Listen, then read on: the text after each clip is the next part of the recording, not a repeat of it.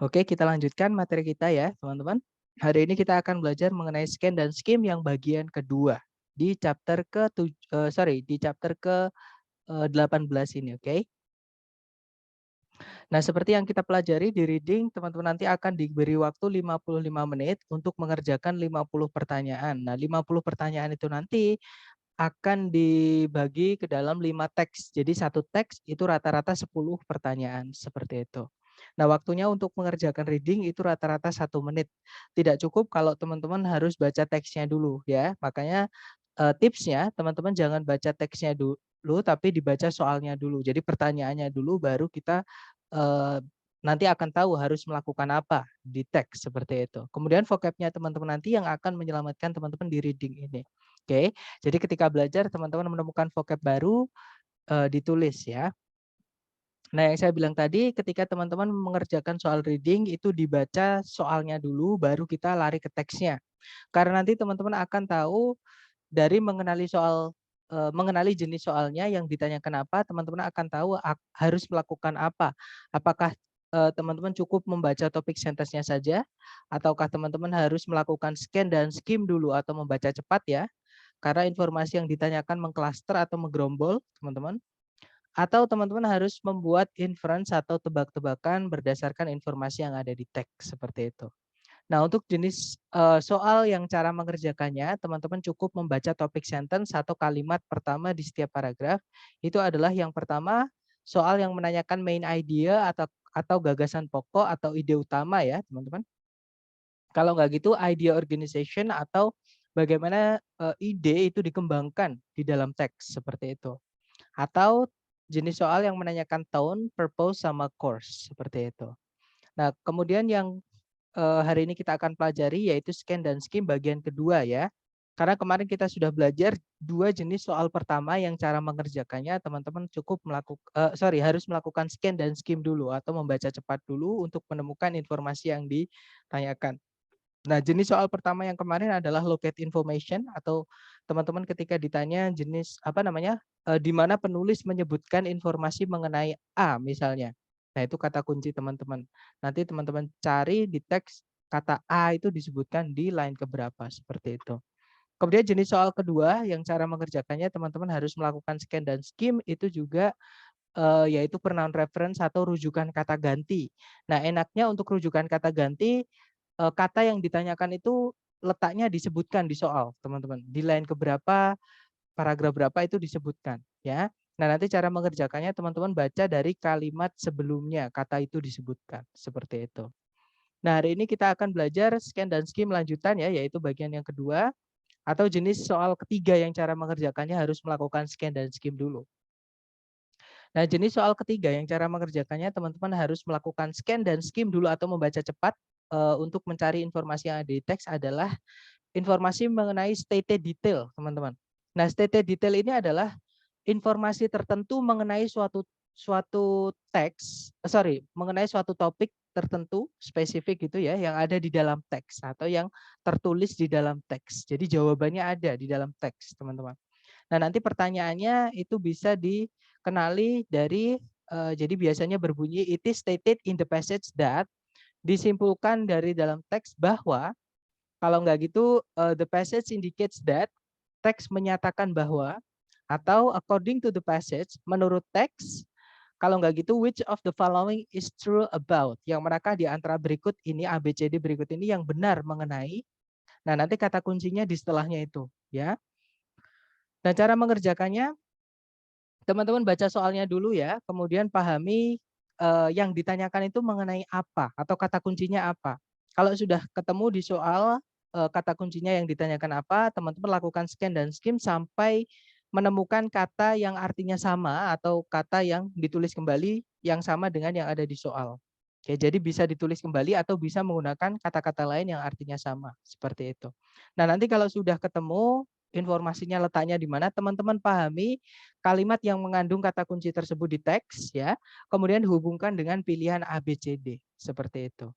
Nah, untuk contoh soalnya seperti ini, caranya sama. Kalau reading teman-teman baca soalnya dulu ya. Di situ soalnya berbunyi the passage indicates that Jamestown, teks menyatakan bahwa Jamestown itu, nah kata kunci teman-teman adalah Jamestown.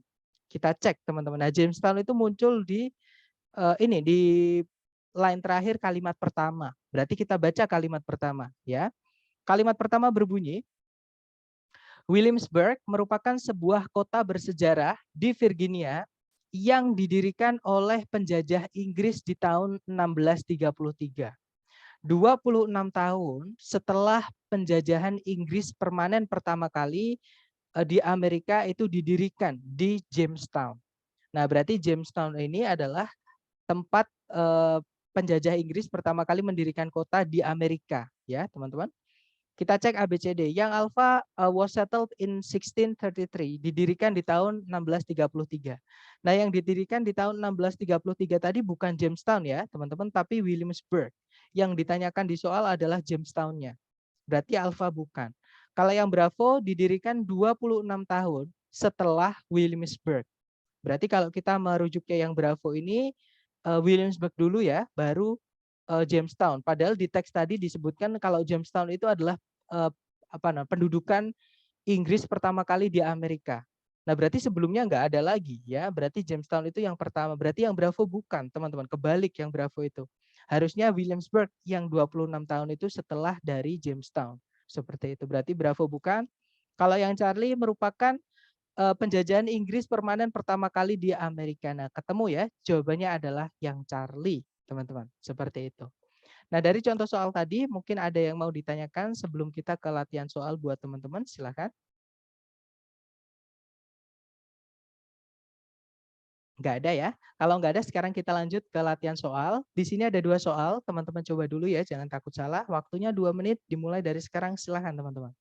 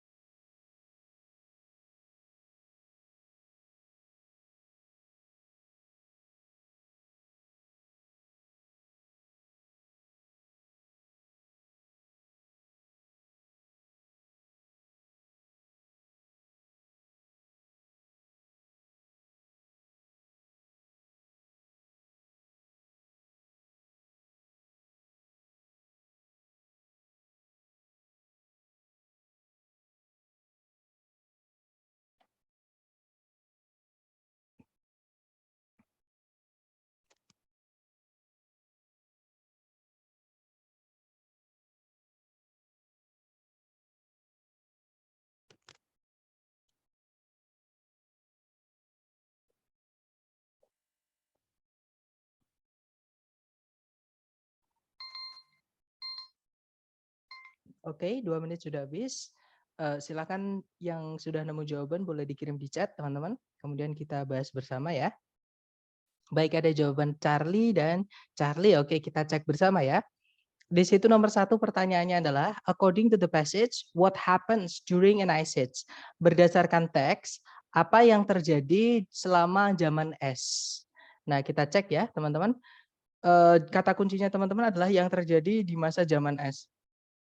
Nah, zaman es disebutkan di kalimat pertama. Kalimatnya berbunyi, zaman es atau periode ketika es menutupi area yang luas dari bumi, diketahui telah terjadi setidaknya 6 kali. Nah, disebut zaman es tadi ya, periode-periode ketika es menutupi area yang luas dari bumi. Berarti jawabannya kalau yang alfa struktur batuan dikenali oleh para ahli geologi. Nah, para ahli geologi ini terjadinya atau adanya setelah zaman es ya, teman-teman, nemukannya adanya struktur batuan yang dikenali ini setelah zaman es. Karena ada ahli geologi, berarti sekarang-sekarang ini ya, berarti alfa bukan, karena pertanyaannya adalah yang terjadi selama zaman es. Kalau yang Bravo, bukti-bukti adanya benda-benda asing ditemukan. Nah, sama yang menemukan pasti juga ahli geologi. Yang mana zaman es dulu belum ada ya, berarti Bravo bukan. Kalau yang Charlie, es menutupi area yang luas dari permukaan bumi. Nah, ketemu jawabannya adalah yang Charlie ya, teman-teman. Kemudian nomor 2, teks menyebutkan ada berapa metode-metode yang berbeda dari atau untuk mengenali zaman es di masa lalu. Nah, kata kuncinya teman-teman adalah metode untuk mengenali zaman es di masa lalu ya. Kita cek kalimat kedua, zaman es di masa lalu bisa dikenali. Nah, di sini berarti tempatnya. Jadi bisa dikenali dari struktur batuan yang menunjukkan bukti-bukti adanya benda-benda asing yang terbawa atau terkumpul oleh dinding es yang bergerak atau sungai es yang mencair. Nah, karena pertanyaannya ada berapa, coba kita baca kalimat berikutnya. Apakah masih ngomongin tentang cara untuk mengenali zaman es atau tidak? Ternyata masih ya, teman-teman. Di situ kalimatnya berbunyi, zaman es bisa juga dikenali dari pembentukan tanah atau daratan yang telah dihasilkan dari dinding es yang bergerak, seperti misalnya lembah yang berbentuk huruf U, kemudian daratan-daratan yang terpatung atau terpoles seperti itu, yang pahat seperti itu, dan permukaan batuan yang terpoles seperti itu. Nah, berarti ada dua ya, teman-teman. Yang pertama tadi, zaman es bisa dikenali dari struktur batuan. Kemudian yang berikutnya juga bisa dikenali dari pembentukan daratan. Berarti jawaban nomor 2 adalah yang Bravo. Oke. Kita lanjut lagi ke nomor berikutnya, nomor 5 dan 6. Teman-teman coba dulu, waktunya 2 menit dimulai dari sekarang. Silahkan teman-teman.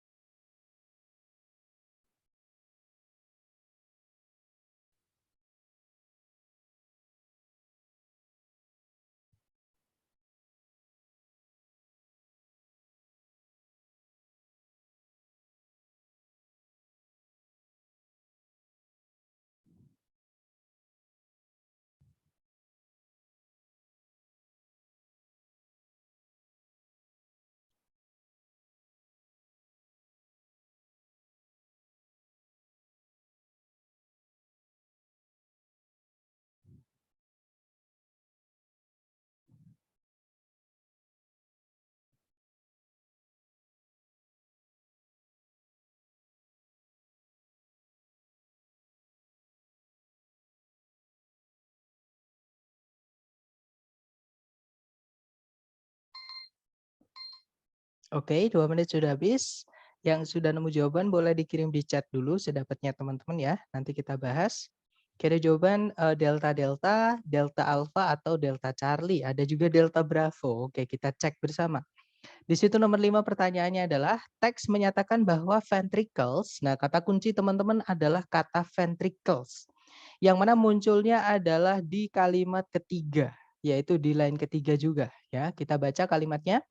Jadi ventricle merupakan ruangan bagian bawah yang berdinding tebal yang menerima darah dari atria dan mendorongnya, maksudnya mendorong darah tadi menuju arteris bersamaan dengan kontraksi jantung atau detak jantung. Oke, kita cek. Yang alfa memiliki dinding yang relatif tipis, bukan ya, jelas-jelas dindingnya tebal tadi. Kalau yang Bravo mengirim darah menuju atria. Nah, tadi bukan mengirim darah menuju atria, tapi menerima darah dari atria. Berarti Bravo bukan. Kalau yang Charlie terletak di bagian atasnya atria. Bukan ya, jelas-jelas tadi adalah, ventricle itu adalah ruangan bagian bawah yang berdinding tebal. Berarti nggak ada lagi bawahnya, ya. Berarti Charlie bukan. Kalau yang Delta mendorong darah menuju arteris. Nah, ketemu ya, tadi ada di situ, yaitu push it. It di sini maksudnya darah yang diterima sebelumnya dari atria tadi, terus didorong menuju ke arteris. Berarti jawabannya adalah yang Delta, ya. Kemudian nomor 6, menurut teks atau berdasarkan teks, kapan darah itu didorong menuju arteris dari ventricles. Nah, masih di kalimat yang sama, tadi ada kata-kata with each contraction of the heart. Bersamaan dengan detak jantung. Ya, teman-teman. Kita cek di situ yang alpha as the heartbeats, ketika jantung berdetak. Nah, ketemu ya, jawabannya adalah yang alpha, teman-teman. Oke, lanjut lagi ke nomor berikutnya, nomor 9, dicoba dulu waktunya berarti 1 menit ya teman-teman. 1 menit dimulai dari sekarang, silahkan.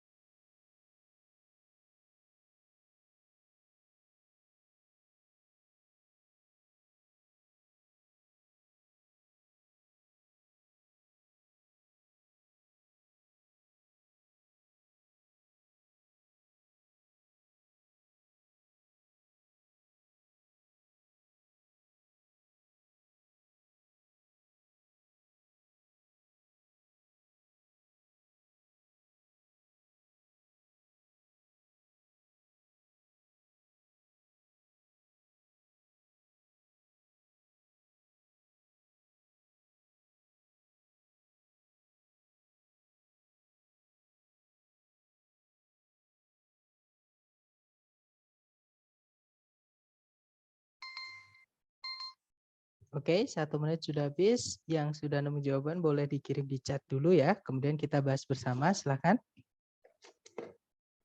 Oke, ada jawaban Bravo, kita cek bersama. Di situ nomor 9 pertanyaannya berdasarkan teks Golden Age of Railroads itu, kata kunci teman-teman Golden Age of Railroads yang mana merujuk ke kalimat pertama. Kita baca kalimatnya.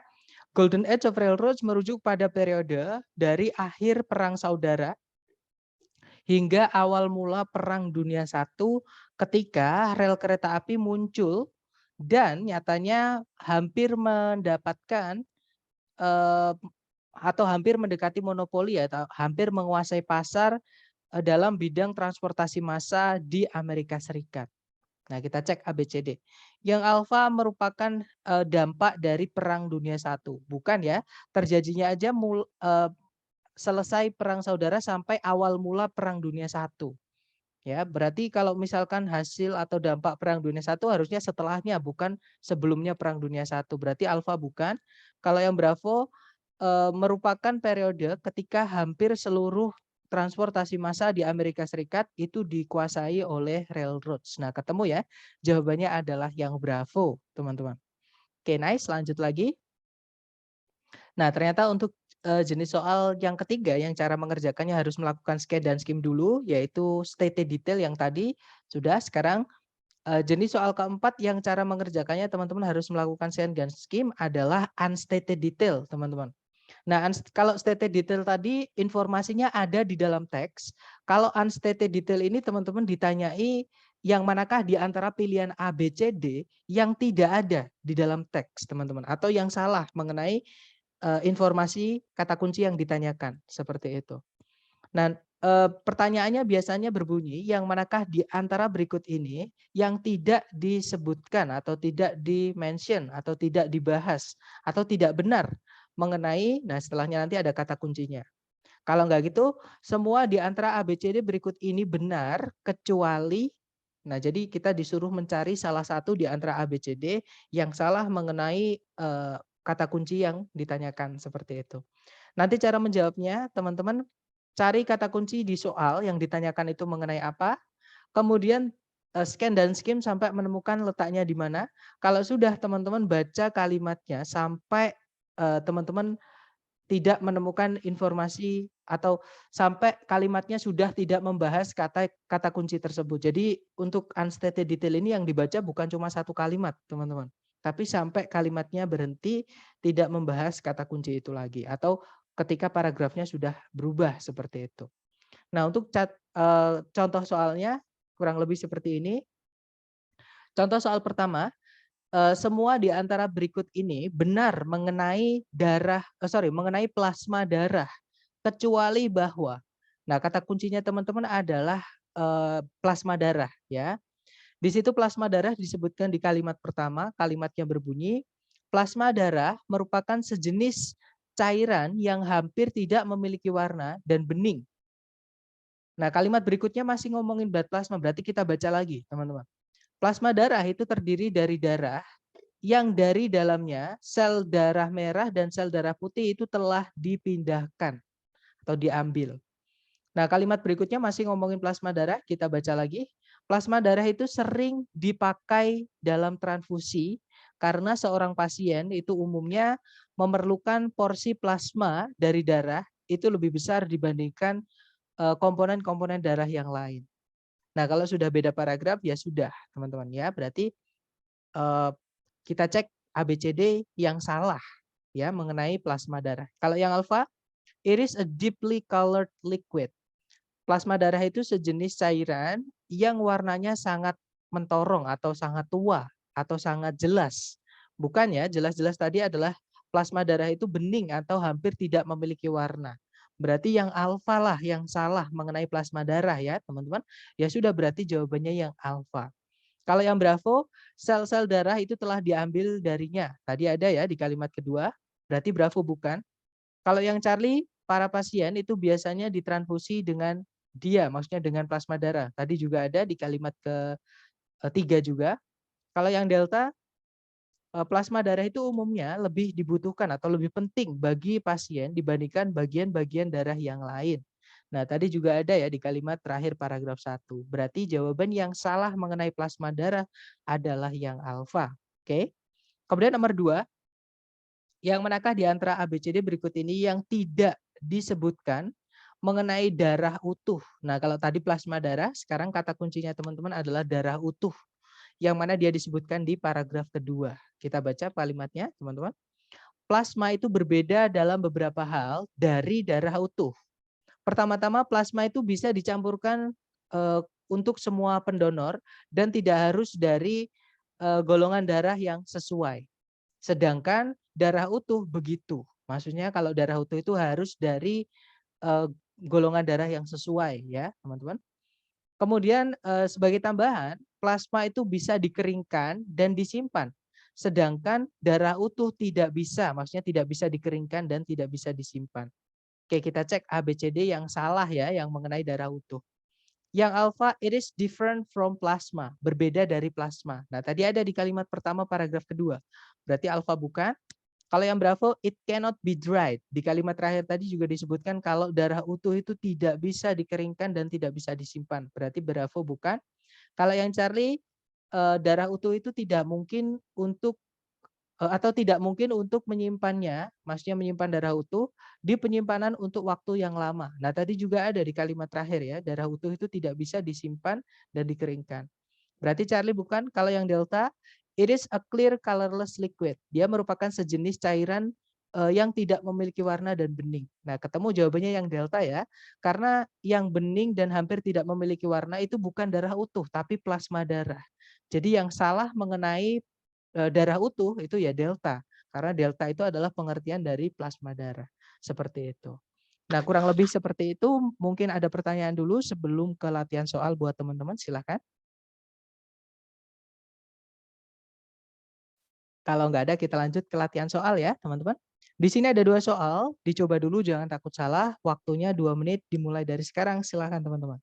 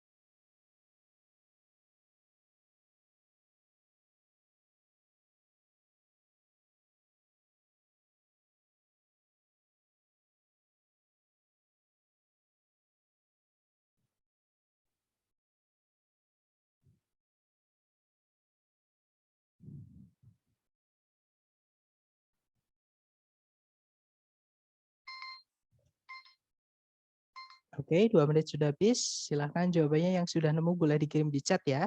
Kemudian kita bahas bersama sedapatnya teman-teman dulu.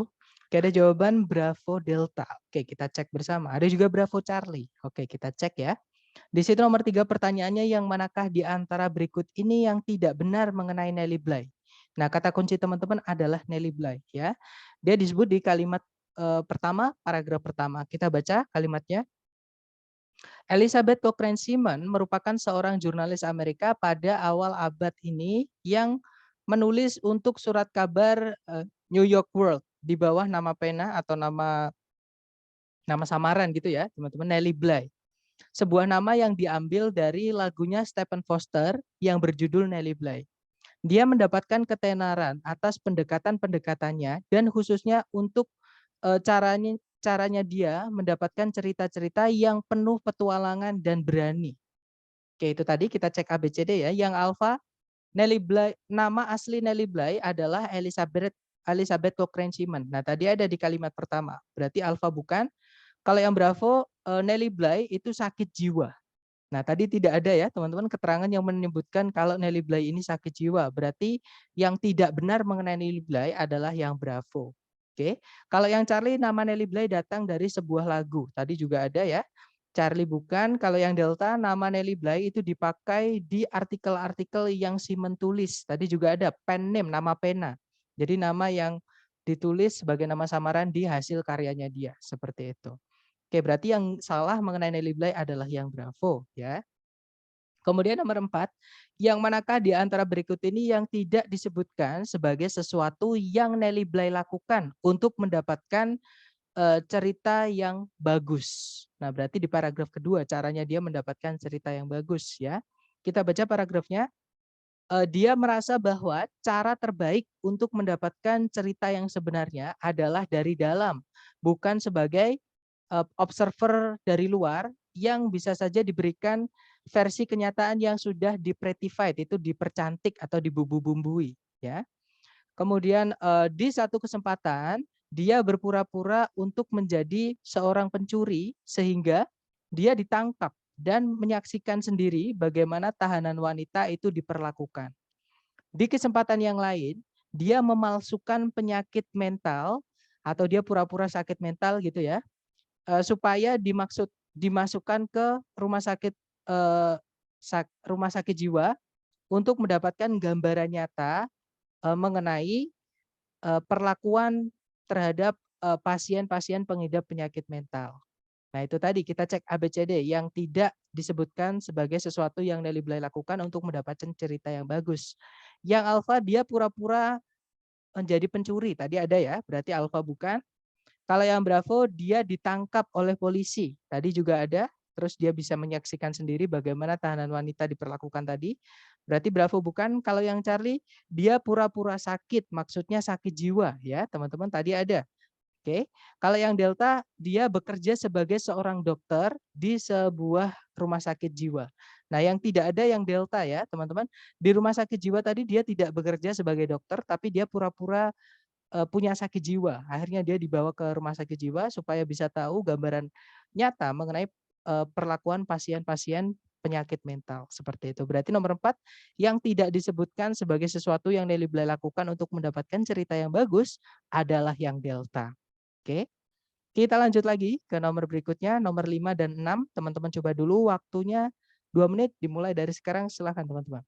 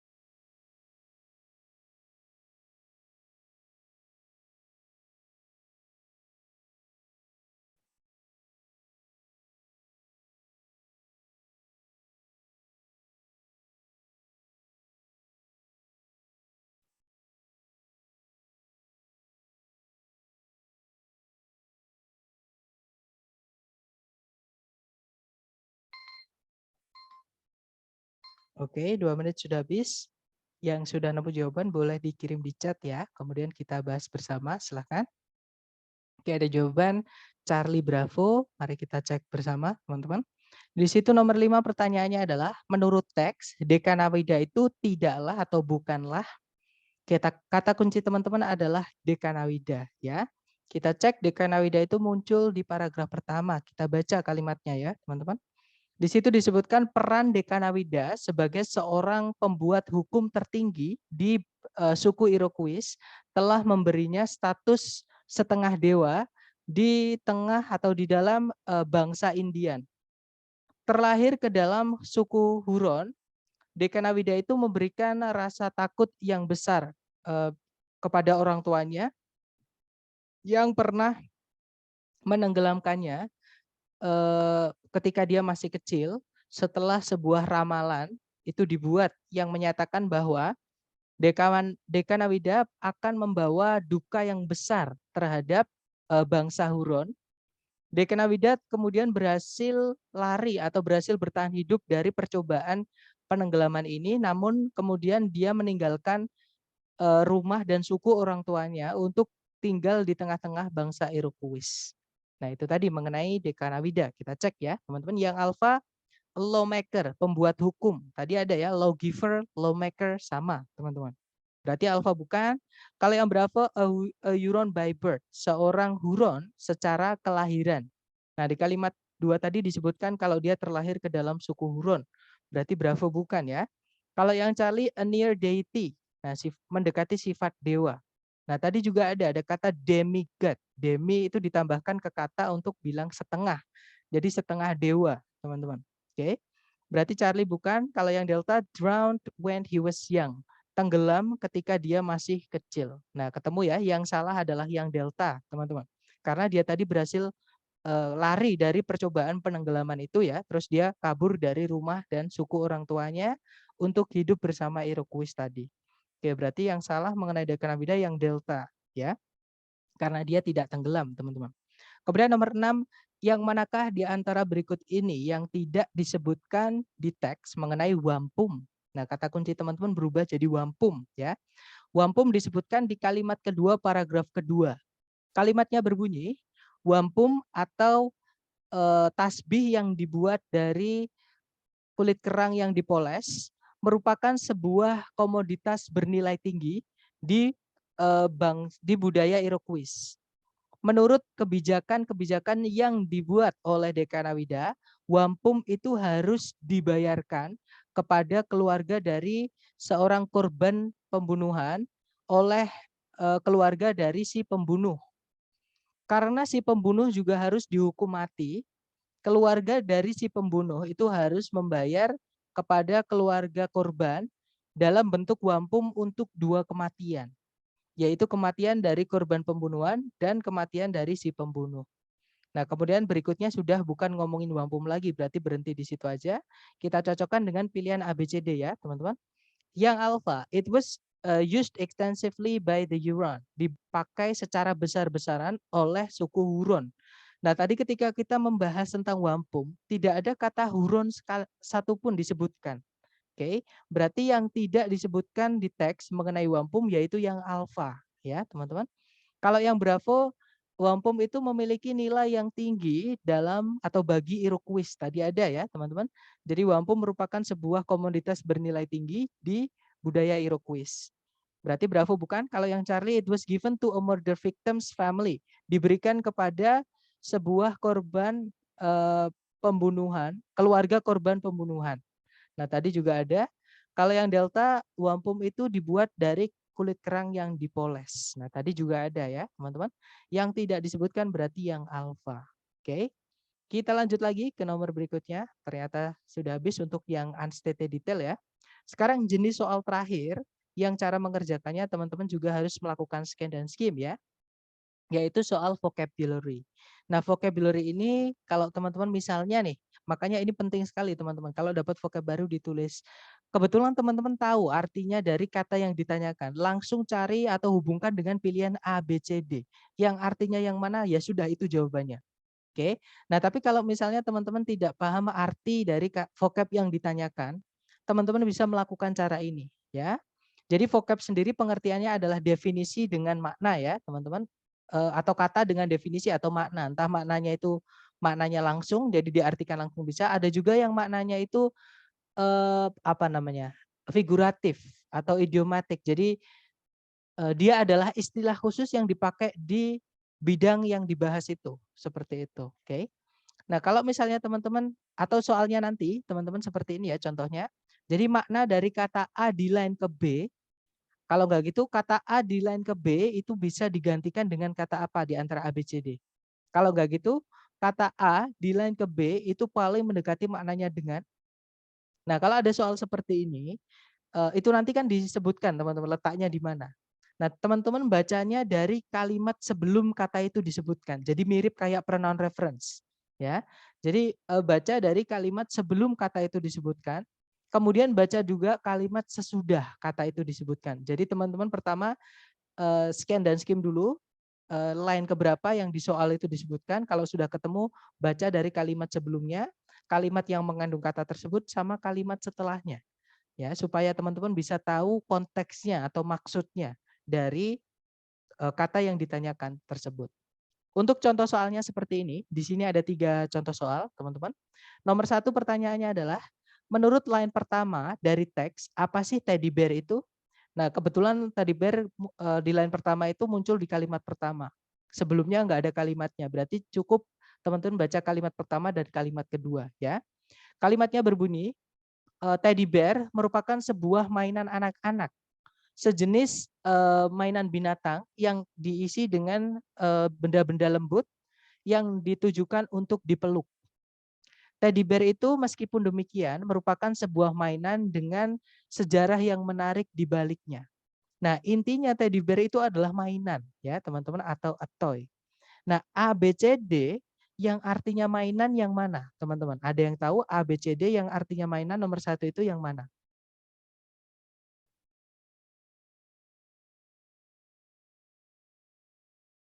Yang alfa, ayo yang alfa, a ferocious animal.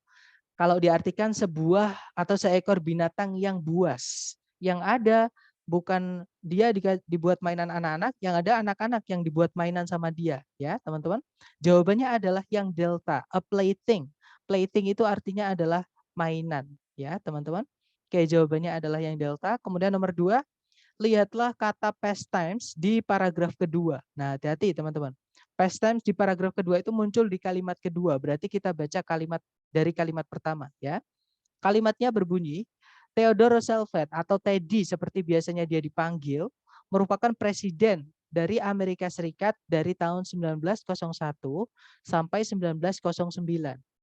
Dia merupakan seorang pria yang tidak biasa aktif atau yang sangat aktif dengan berbagai macam pastimes. Salah satunya adalah berburu. Suatu hari presiden itu diajak untuk mengikuti perburuan beruang. Nah, itu tadi ya, teman-teman, intinya di situ disebutkan kalau berburu itu adalah salah satu dari pastimes-nya Pak Presiden yang namanya Theodore Roosevelt. Oke, berarti kita cek A, B, C, D. Kalau yang alpha past occurrences kejadian di masa lampau. Bukan ya, karena jelas-jelas dia disebutkan ketika dia menjadi presiden. Dia diajak berburu beruang tadi. Oke, berarti ini bukan sebelum dia jadi presiden, tapi ketika dia sudah jadi presiden. Berarti alpha bukan. Kalau yang Bravo, previous jobs, pekerjaan-pekerjaan sebelumnya dia jadi presiden, bukan ya, karena memang di situ tadi disebutkan ketika dia menjadi presiden juga. Berarti Bravo bukan. Kalau yang Charlie, hunting trips, perjalanan-perjalanan berburu. Tidak mungkin pastimes itu artinya perjalanan-perjalanan berburu. Jika salah satunya itu adalah berburu.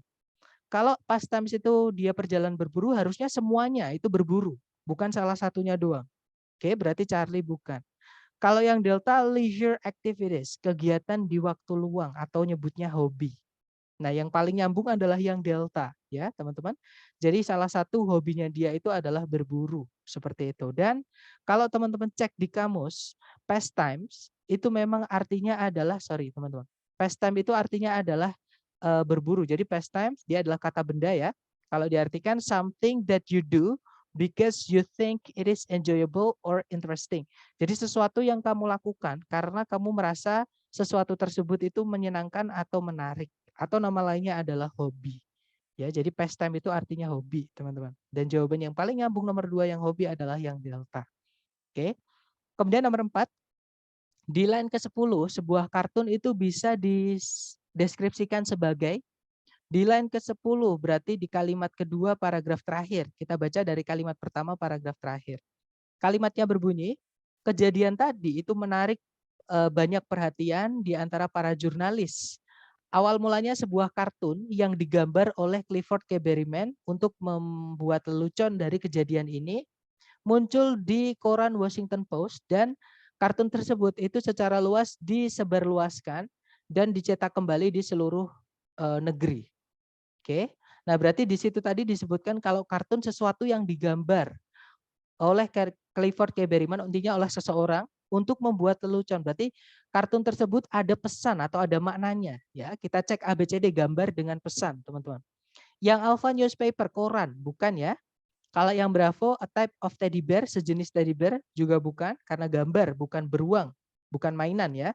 Kalau yang Charlie, a drawing with a message, sebuah gambar dengan maksud atau dengan pesan. Nah, ketemu jawabannya adalah yang Charlie ya, teman-teman. Nah, dari ketiga contoh tadi untuk menjawab soal vocab mungkin ada yang mau ditanyakan dulu sebelum ke latihan buat teman-teman, silakan.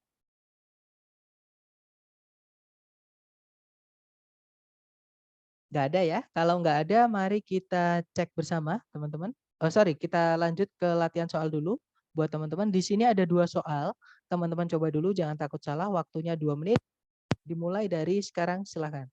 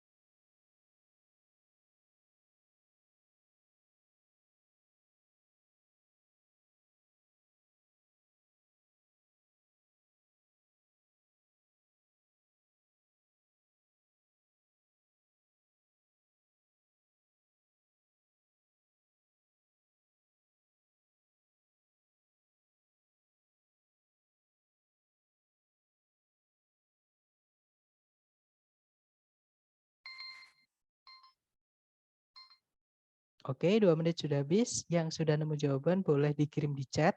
Kemudian kita bahas bersama. Oke, ada jawaban Delta Alpha dan Charlie Alpha. Oke, kita cek ya. Di situ nomor 5 pertanyaannya, supernova di line pertama itu adalah yang manakah di antara berikut ini? Nah, kata kunci teman-teman adalah supernova. Oke, kita baca supernova. Sebuah supernova itu terjadi ketika semua kandungan hidrogen di inti dari sebuah bintang yang besar ditransformasikan menjadi besi dan meledak. Semua bintang mati atau meledak setelah bahan bakar inti mereka itu telah habis.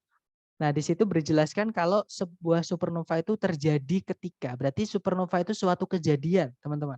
Ya, kejadian apa? Kejadian ketika inti dari bintang itu memadat, kemudian meledak bintangnya.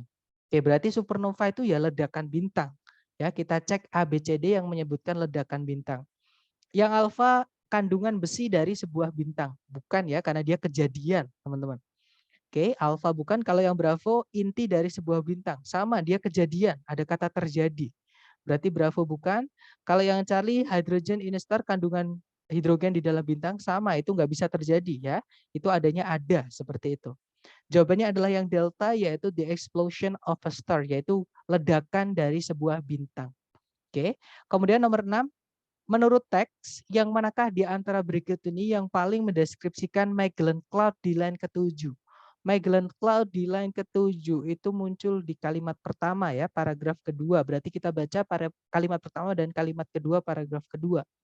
Kalimatnya berbunyi, supernova atau ledakan bintang itu tidak sering terjadi. Mereka terjadi sekitar sekali setiap 100 tahun di galaksi manapun. Dan di tahun 1987, sebuah ledakan bintang yang bisa dilihat oleh mata telanjang terjadi di Magellan Cloud. Sebuah galaksi yang dekat dengan Milky Way. Milky Way itu Bima Sakti, teman-teman. Galaksinya kita ya. Para ilmuwan secara berkala mendeteksi ledakan bintang di galaksi-galaksi yang lain.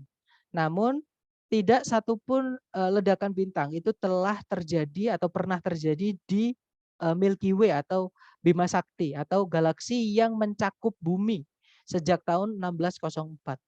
Oke, nah Magellan Cloud tadi adalah sebuah galaksi dekat dengan galaksinya bumi atau Bima Sakti. Ya, kita cek ABCD yang berbunyi seperti itu.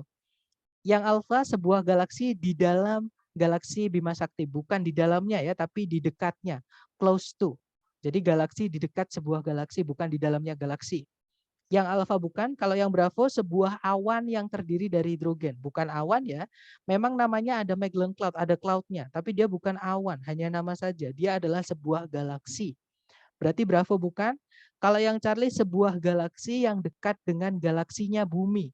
Nah, ketemu ya, jawabannya adalah yang Charlie, teman-teman. Karena dekatnya dengan Milky Way adalah galaksi yang mencakup bumi, seperti itu. Oke, nomor 6 Charlie, lanjut lagi teman-teman ke nomor berikutnya. 2 soal dicoba dulu, 2 menit dimulai dari sekarang, silahkan teman-teman.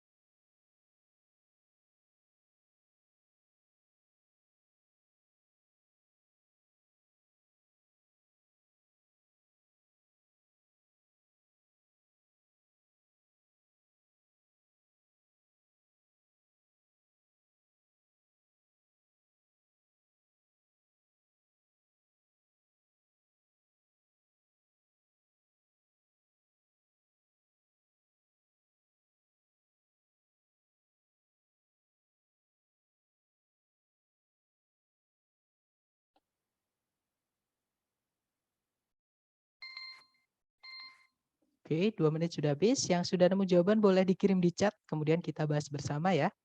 Tiada jawaban Bravo Delta dan saya lihat semuanya menjawab. Ada juga Delta Charlie, oke. Kita cek bersama ya teman-teman. Di situ nomor 1 pertanyaannya adalah, di line ketiga kata widow berarti, nah widow sendiri artinya janda ya teman-teman. Jadi kalau teman-teman lihat ada di Avengers itu, Black Widow itu sebenarnya itu janda hitam kalau diartikan ke Indonesia. Nah, tapi kita cek a widow di dalam konteks di teks ini. Dia muncul di line ketiga, berarti di kalimat ketiga. Kita baca dari kalimat sebelumnya. Jadi Black Widow merupakan laba-laba yang paling berbahaya yang hidup di Amerika Serikat. Dia merupakan atau dia itu paling sering ditemukan itu di bagian selatan dari negara tersebut, maksudnya Amerika Serikat. Namun Black Widow itu juga bisa ditemukan di seluruh Amerika Serikat. Black Widow itu mendapatkan namanya karena si betina itu diketahui akan membunuh si pejantan setelah kawin dan hasilnya menjadi seekor widow.